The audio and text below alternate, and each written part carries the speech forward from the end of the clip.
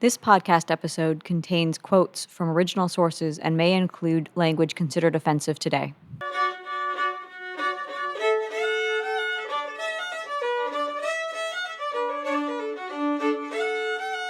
Hello and welcome back to Banjo Strings and Drinking Boards, How America Culture Came to Be, the podcast of the Frontier Culture Museum of Virginia. I'm Alex.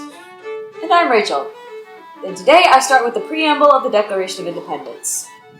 The unanimous declaration of the 13 United States of America, when in the course of human events it becomes necessary for one people to dissolve the political bands which have connected them with another, and to assume among the powers of the earth the separate and equal station to which the laws of nature and of nature's God entitle them.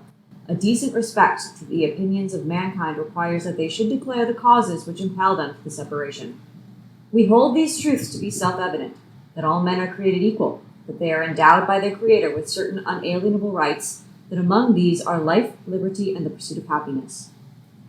This brilliant writing, this catchy phrase with Lockean, biblical, and Enlightenment sentiments captures the revolutionary spirit and beliefs of a time and place perfectly.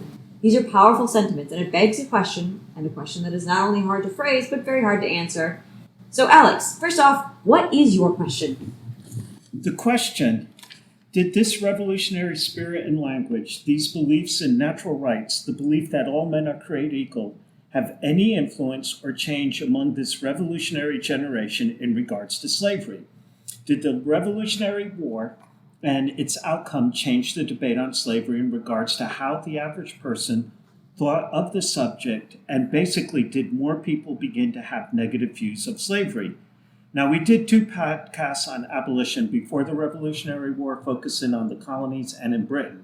Sadly, there were very few abolitionists at this time, but the few people like Thomas Clarkson, Granville Sharp, the Quakers of Pennsylvania, in particular, Anthony Benzie, were very committed to ending slavery. They were not the only ones. Some of the others included George Whitefield, the English itinerant preacher who toured the colonies in the 1740s and helped spark the Great Awakening, spoke forcefully against slavery. So we wanted to look at abolition in the Revolutionary War period. And here is the hard part of the question, as it seems there is no easy answer to that question because the events leading to the war and the war itself had so many moving parts, it becomes very hard to make head or tails of the situation. Especially as taking the long view, the war did not change the situation at all. As we all know, slavery continued to grow, and it takes until the Civil War to actually end the institution. Yet we also know the debate on slavery and the abolition movement grew tremendously from the Revolutionary War onwards. Like all history, it's very complicated and very compelling. Still, we have 3 examples of how this revolutionary talk of natural rights did have a positive result in the long struggle to end slavery. Now, before we talk about these cases, we have to give a few more examples of this revolutionary talk. Here is another famous speech from Patrick Henry. If we were base enough to desire it, it is now too late to retire from the contest. There is no retreat but in submission and slavery. Our changes are forged. Their clanking may be heard on the plains of Boston. The war is inevitable, and let it come. I repeat, sir, let it come. It is in vain, sir, to extenuate this matter. Gentlemen may cry, peace, but there is no peace. The war is actually begun.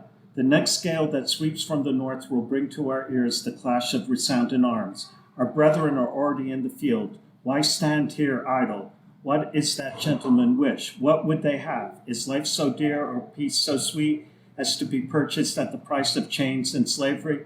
Forbid it, Almighty God. I know what course others might take, but as for me, give me liberty or death.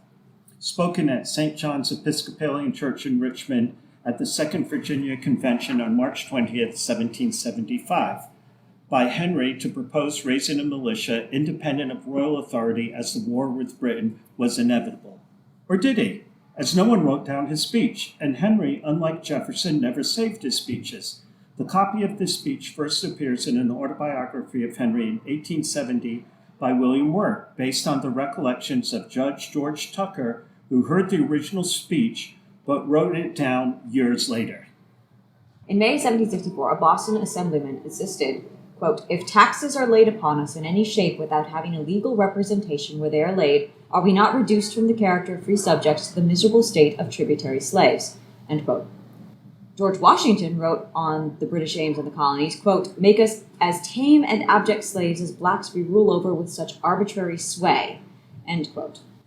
John Adams in 1765 denounced the British and declared, quote, "We won't be their Negroes," end quote. We can go on, as there are hundreds of quotes from the revolutionary generation claiming how Parliament was trying to make them slaves. We are not going to focus on the hypocrisy, as many of the individuals writing these words were slave owners. However, and this is crystal clear, the writers and speakers, slave owners and non-slave owners, when using the word slavery, meant it as being bad and being a negative. The Virginians, for the most part, had this unique position that slavery was bad, and it was the British government who forced slavery upon us. Patrick Henry again, quote, "Slavery was repugnant to humanity as it is inconsistent with the Bible and destructive to liberty," end quote. Now we come to Thomas Jefferson, who by his writings was all over the map when it came to slavery, so it's very hard to actually pin him down onto what he really thought about slavery and Africans. While writing the Declaration of Independence, he elaborated more forcefully the idea that the whole slave issue was the fault of the British. He has waged cruel war against human nature itself, violating its most sacred rights of life and liberty in the persons of a distant people who never offended him, captivating and carrying them into slavery in another hemisphere, or to incur miserable death in their transportation thither. This piratical warfare, the opprobrium of infidel powers, is the warfare of the Christian king of Great Britain. Determined to keep open a market where men should be bought and sold, he has prostituted his negative for suppressing every legislative attempt to prohibit or restrain this execrable commerce, and that this assemblage of horrors might want no fact of distinguished dye. He is now exciting those very people to rise in arms among us, and to purchase that liberty of which he has deprived them by murdering the people on whom he has obtruded them, thus paying off former crimes committed against the liberties of one people with crimes which he urges them to commit against the lives of another. What I just read was included in the first version of the Declaration of Independence, but was removed because of the other states' opposition. There's a great scene in the musical 1776 about this, when South Carolina protests heavily against that. Yet what Jefferson actually wrote encapsulates perfectly the viewpoint that we are not to blame for the evils of slavery, but since we don't know how to get rid of the institution, we better make the best of the situation. Patrick Henry, again, wrote along the same lines, quote, "Drawn along to keep his own slaves because he could not deny the general inconveniency of living without them," end quote. He never freed any of his slaves. Jefferson, who in his life owned over 600 slaves, only freed 2 in his lifetime. Quote, "For shame, let us either cease to enslave our fellow men, or else let us cease to complain of those that would enslave us," unquote, from the Reverend Nathan Nile in 1774. All the Enlightenment talk of liberties and natural rights and how the British were trying to enslave all the colonies did produce substantial pushback from abolitionists and the British on the fact the colonies were slave societies. Benjamin Rush, a famous doctor and patriot, wrote, quote, "Unless for us to announce the servitude to which Parliament of Great Britain wishes to reduce us, while we continue to keep our fellow creatures in slavery just because their color is different from us," unquote. The Quaker abolitionist and prolific writer N.B This, and star of our first podcast on early abolitionists in the American colonies, was very active in the 1770s and 1780s until his death in 1784, writing on the evil of slavery and petitioning the Continental Congress to pass legislation ending the slave trade and slavery itself. In a letter to Elias Boudinot, he wrote, quote, "But how strange it is to see the southern colonies take such a lead in what they call the cause of liberty, whilst the most horrible oppressions, even under the sanction of their laws, is continually practiced among them." End quote. Benezet begins to use the prevailing Enlightenment sentiment of the time in his writings, quote, "Liberty is the right of every human creature as soon as he breathes the vital air, and no human law can deprive him of that right, which derives from the law of nature." End quote. Now we turn to Britain and the English writer Samuel Johnson, who was appalled by the colonists likened Parliament's small new taxes to slavery. Quote, "How is it that we hear the loudest yelps for liberty among the drivers of Negroes," unquote. And Ambrose Sorel, quote, "Such men are no enemies to absolute rule. They only hate it in others, but ardently pursue it for themselves," unquote. Now, a ruling from Britain's highest court added a new wrinkle in the slavery debate in the case of Somerset v. Stewart. Charles Stewart, a custom official from Boston, brought his slave with him when visiting London. The enslaved man, James Somerset, sued for freedom with help from an abolitionist lawyer after Stewart tried to sell him to a Jamaica planter. The case was decided by Lord Mansfield in 1772, who ruled that slavery has no basis in natural law or common law. Slavery required positive law, a statute passed by Parliament to legitimate the system in England. Since no positive law existed in England, therefore Somerset was not required to travel to Jamaica. This was a narrow verdict, but it was interpreted in the southern colonies that any slave that set foot in England was automatically free. This started a new outcry against Britain and the disrespect they have of the liberties of the colonists. Consequently, the colonists, really southern colonists, felt that this ruling suggested that the property system defied English traditions of liberty. Hence, the colonists were backwards people for not following English laws. I mean, they weren't really wrong. Now we come to Lord Dunmore's proclamation, the promise of freedom to enslave men if they fight for the British. The policy did not go well, and the Ethiopian regiment suffered tremendously, not because of fighting, but because of smallpox. Yet this one policy did more in the South to unite plantation owners and white people against Britain. As South Carolinian Edward Rutledge wrote, quote, "More effectively work an internal separation between Great Britain and the colonies than any other expedient which could possibly be thought of," end quote. While all this talk was going, Britain and the colonists were inching closer to war. While sticking to the original question we have, did the language of the Revolution begin to change the debate on slavery? The answer is yes. The topic was debated in newspapers, in the new state assemblies, in the Continental Congress. The growth of the abolition movement grows in leaps and bounds from this point onward. The states of New Hampshire, Pennsylvania, New York, Connecticut, Rhode Island, and New Jersey all passed gradual emancipation laws during the Revolutionary era or shortly afterwards. While this is not really the result many abolitionists like Anthony Benezet wanted, the laws were pushing the elimination of slavery in these states forward. Yet, there was a case where the Revolutionary and Enlightenment language did have a direct impact on slavery in a certain state. Now we turn to Massachusetts and their Constitution, which was written in the late 1770s and ratified in 1780. The primary author was John Adams, and this was the last of the initial 13 U.S. states to be written. The Constitution was broken down into a preamble, Declaration of Rights, and the principles and framework of government. The convention was called to draft the Constitution, and the finished version was voted on by male voters, and I assume these are male voters who own property and are 21 years of age. This Constitution served as the model for the federal Constitution 7 years later. There is no mention of slavery in the Massachusetts Constitution, nor was there any action among the legislature to curtail or even suggest gradual emancipation. The Massachusetts legislature in 1771 debated a bill to emancipate the enslaved, but it was shot down by many of the leading patriots, worried that it would have a bad effect on the union of the colonies. Yet in the Declaration of Rights, the following was written, very much in the language and tone of the Declaration of Independence. Article 1.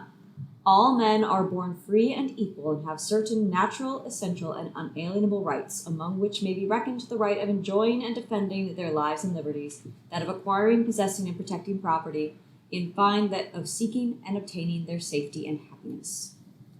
A year later, 1781, an interesting case came to the court in Great Barrington, Massachusetts. A year later, 1781, an interesting case came to the court in Great Barrington. An enslaved woman named Mum Brett, who was owned by Colonel John Ashley, was cooking a meal in the kitchen with her sister, also an enslaved woman, and Colonel Ashley's wife. An incident occurred between Miss Ashley and Mum Brett's sister.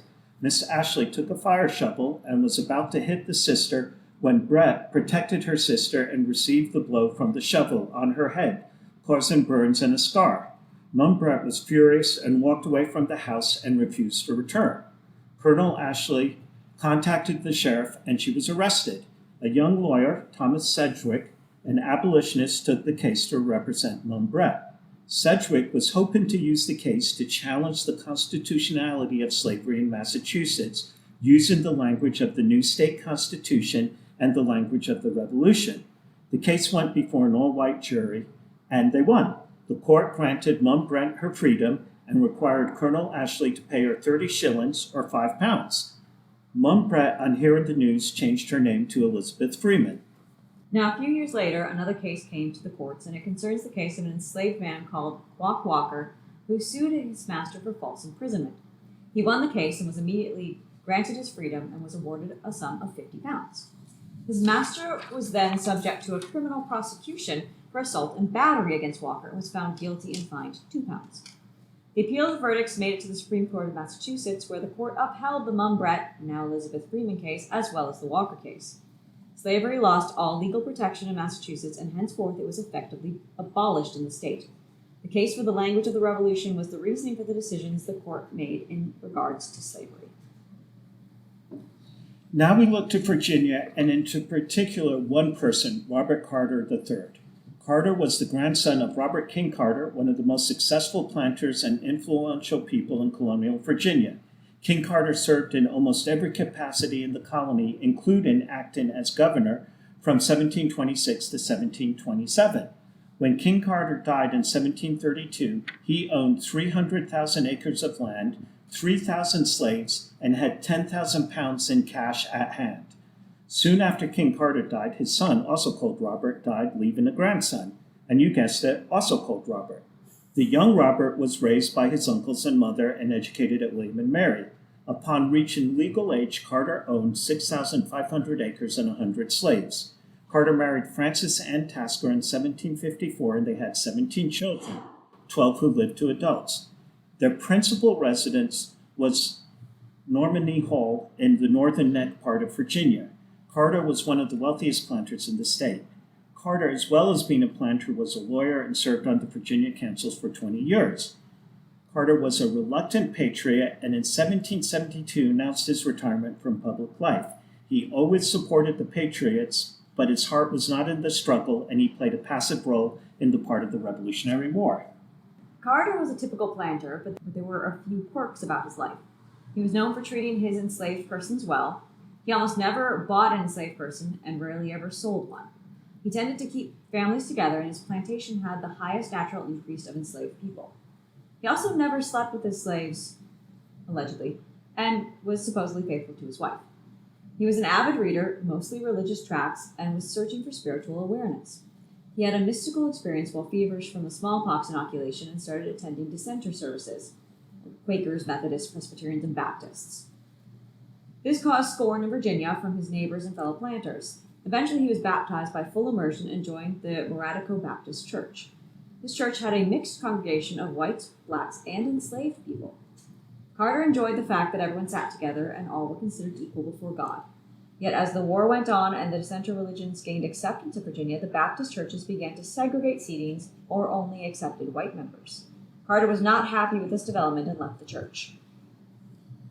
Andrew Levy, who wrote The First Emancipator, Slavery, Religion, and the Quiet Revolution of Robert Carter, calls Carter the anti-Jefferson. They were both planters, wealthy. Carter was humble. There is only one portrait ever done of him, and it was done in London when he was a young man of 21. And while he kept a journal and wrote it every day, it mainly deals with the running of the plantation. Levy writes, quote, "If Carter is the anti-Jefferson, the man who did not lack the will to free his own slaves, but who did lack the vision and clarity to make his love of freedom eloquent, then the deed of gift is the anti-Declaration of Independence, a document that makes liberty look dull, but is absent of the loopholes and contradictions that no result of liberty could prevail," unquote. So it is hard to say when Carter began thinking of manumitting his slaves, or what brought him to this conclusion. There are hints in his journals that this was a long-held belief and not a sudden impulse. His younger children were educated in the North, away from Richmond, in order for them to get away from slave society. He was a deeply religious man, and it is clear that religion and not the revolutionary rhetoric brought him to this decision. The Deed of Gift was written in the summer of 1791, 3 years after his wife had died, and he was 63 years old. Now, the key part of the Deed of Gift is the timing. Virginia only allowed the manumission of enslaved persons by owners in 1782. This act was part of the revolution rhetoric of the times, and over the next 10 years, 10,000 enslaved people people were freed. Virginia economy was in shambles because of the war, and there was a belief that slavery might be dying. However, in 1794, the Haitian Revolution occurs, and there was a blowback to manumission, and the laws began to make this harder. If Carter tried to free his enslaved persons later on in the decade, he most likely would have failed. Carter at this time owned 452 enslaved persons on 20 plantations across a broad swath of Virginia. The deed of gift was recorded in the Northumberland District Court on September 5, 1791. Carter writes in the first paragraph of the deed, quote, "I have for some time past been convinced that to retain them in slavery is contrary to the true principles of religion and justice, and that therefore it was my duty to manumit them," end quote. And this is the extent of Carter explaining himself on why he was doing this. Carter wrote in his journal for the day, quote, "This day Mr. William Spearman brought a sample of brandy, 15 gallons, which is equal to 17 gallons of the rum now in the house. Note, Mr. Spearman is to bring 20 gallons of such brandy mentioned above, the price of which is to be fixed according to the proof by Mr. Thomas Collins and Mr. Francis Smith," end quote. The day you put the deed to manumit 452 enslaved people, and that's what you write? Talking about brandy? The deed of gift is a gradual emancipation worked out to fine detail. There was a schedule and timing of when the slaves were to gain their freedom, with the oldest slaves being granted their freedom first. Now, we are not going to go into the ins and outs of how the process worked, but over the next decade, all the enslaved people did gain their freedom. There was much opposition and complications to get the necessary paperwork in accomplishing the deed, including a much opposition from his children and his friends. So much so Carter moved to Baltimore in part for his safety. He lived a plain life, still searching for the perfect religious experience, but getting poorer as the years went by. He died in 1804, and his body was brought back to Nomini, where he was buried in an unmarked grave near a tree. Nomini burned to the ground mid-19th century, and Carter became a footnote in a very interesting time. Yet he emancipated more slaves than anyone until the Emancipation Proclamation in 1863. He truly was a remarkable man and really should be more widely known in the Revolutionary period. Now we come to Edward Coles, who was born in 1786 in Albemarle County in Virginia. So technically not a part of the Revolutionary generation, yet because of his family connections, Coles socially knew and interacted with the revolutionary elites. Coles was a neighbor and worked with Thomas Jefferson, James Monroe, and James Madison. Coles was the youngest of 10 siblings and was educated at home. Eventually he attended William and Mary. While at William and Mary, he asked the president of the college, Reverend James Madison, not the president, and Bishop of Virginia, quote, "Can the owning of men be justified?" End quote. Later, Coles wrote, saying that Reverend Madison, quote, "frankly admitted it could not be rightfully done, and that slavery was a state of thing that could not be justified on principle and could only be tolerated in our country by finding it in existence and difficulty of getting rid of it." End quote. This answer is similar to the thinking of George Washington and Jefferson, among many others, as mentioned early in this podcast. Jefferson was very concerned free blacks would riot against the former slave owners, thereby justifying their continued circumstances they'd like to riot against. It's logic, kind of. Now, Coles took this message to heart and decided not to become a slaveholder or live where slavery was legal. Yet he kept this opinion from his family, and when his father died in 1808, Coles inherited a 782-acre plantation with 12 slaves.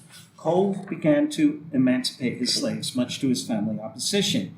Yet the laws of emancipation had changed in Virginia in 1806, which required newly freed slaves to leave the state within the year. He also became aware of many free slaves manumitted by his uncles who were living close to starvation levels, and he put his plan on hold. His new plan was to sell the plantation and move to the new Northwest Territories. Coles took a slight detour of this plan as he was unable to find any buyers for his plantation, and in 1810, he became President James Madison's presidential secretary. While secretary, he corresponded and met Jefferson, Adams, and most of the founding fathers of the country. He resigned his position in 1815 and once again looking to free his slaves. However, once again, his career got in his way, and Madison sent him to Russia to solve a diplomatic incident concerning a Russian consul's arrest for raping a maid in Philadelphia. Coles then managed to tour a few European countries and England. Coles then wrote a paper comparing Russian serfdom to American slavery. When Coles got back, he bought land in the Illinois Territory, sold his plantation to his brother, and did a remarkable deed for the time. He manumitted his slaves, But not only that, he provided land for them in Illinois so they could work and prosper. Cole was very secretive about his plans to the slaves. He sent his trusted enslaved person, Ralph Crawford, with 16 other people, 6 adults, and 11 children. He met them at Brownsville, Pennsylvania, where the party boarded some flatboats floating on the Monongahela and then the Ohio River. When the party was west of Pittsburgh, Coles announced his plans, and he wrote of this, quote, "I called on the deck of the boats, which was lashed together, all the Negroes, for me to make known to them what I intended to do with them. I proclaimed in the shortest and fullest manner possible that they were no longer slaves but free as I was, and were at liberty to proceed with me or to go ashore at their pleasure. The effect on them was electrical. In breathless silence they stood before me, unable to utter a word, but with countenances beaming with expression which no words could convey and which no language can now describe." End quote. The River Emancipation became the subject of a mural of the South Hall of the Illinois State Capitol. Coles gave each head of household 160 acres and provided employment and ongoing support for all of the enslaved people he freed. A few years later, he won the governorship of Illinois in 1822 and was very instrumental in making sure Illinois was slave-free. Coles corresponded often with Thomas Jefferson, begging him to free his enslaved people and work toward ending slavery in Virginia. Coles was one of the few slaveholders who, taking the Enlightenment and revolutionary ethos and language to heart, and acted upon those lofty principles. Now, as we mentioned in the beginning of the podcast, this is a complicated issue, and we focus today on a very narrow turn of events. When we look at the Revolutionary period again, we will take a bigger picture view and look at the events in Virginia in the war and immediately afterwards. Then we will look at how the southern states minimized further slave resistance. Some historians call this Charles Pinckney's counter-revolution, and how this impacted the writing of the Constitution. The more we dig into this aspect of American history, the more I realize we are just scratching the surface of a very complicated and confusing subject matter. I, for one, have a lot of reading to do before I can even tackle the above subject matters. If you've enjoyed this podcast, please consider subscribing to Banjo Strings and Drinking Gourds wherever you get your podcasts. We bring historical episodes twice a month. And if you're in the area, coming up next on our calendar of events is August 6th is our Harvest Festival. You can come and explore just what harvest meant to our various cultures and time periods here at the museum. There will be a lot of bread being baked that day. And also, every Sunday in August is our Roots Music Festival. So come on down and check that out. Thank you for listening. Thank you for listening.